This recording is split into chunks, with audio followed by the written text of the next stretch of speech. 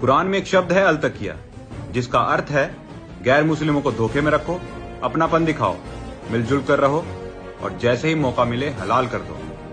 इसने इल्जाम लगाया कि कुरान में एक वर्ड है अलतकिया, कि इसका मतलब है कि गैर मुस्लिमों के साथ मिलजुल कर रहो और उनको अपनापन दिखाओ और जैसे ही मौका मिले घात लगाकर उनको मार दो। पहली बात तो ये कि अलतकिया एक अरबिक वर्ड है जिसका मतलब ये होता है कि मजबूरी या खतरे के टाइम में अपने ईमान को छुपाना। यानी अगर तुम खतरे में हो या तुमको कोई फोर्स करता है तो तुम अपनी पहचान छिपा सकते हो, लेकिन इस्लाम के लिए अपने दिल में आपका फेथ बराबर होना चाहिए। और इस बात का अल्लाह ताला कुरान की दो सूरतों में जिक्र करता है, एक सूरह इमरान की आयत नंबर 28 और एक सूरह नहल की आयत नंबर 106 में। अगर तुम खतरे में हो तो तुम अपनी पहचान को छिपा सकते हो, यानी आप अपने दिल में अपने फेथ को बरकरार रखते हुए अपनी पहचान छिपा सकते हो। और इसका हरगिज मतलब ये नहीं कि तुम गैर मुस्लिमों के साथ दोस्ती करो और अपनापन दिखाओ और मौका लगते ही उनको मार दो। इस्लाम वैसा है ही नहीं जैसा आप पेश करते हो। इस्लाम को आप बताते हो कि एक कट्टर मजहब है, बल्कि इस्लाम इसके अपोजिट है। जब किसी मजबूरी की बात आती है तो इस्लाम उसका सोल्यूशन बताता है। तो मेरे भाई, कुरान की ये आयत सेल्फ डिफेंस के लिए आई है, ना कि किसी गैर मुस्लिम को धोखा देने के लिए। इसी तरह की मैं आपको एक आयत बताता हूँ। जैसा कि आप जानते हैं कि इस्लाम में कुछ जानवर खाना हराम है,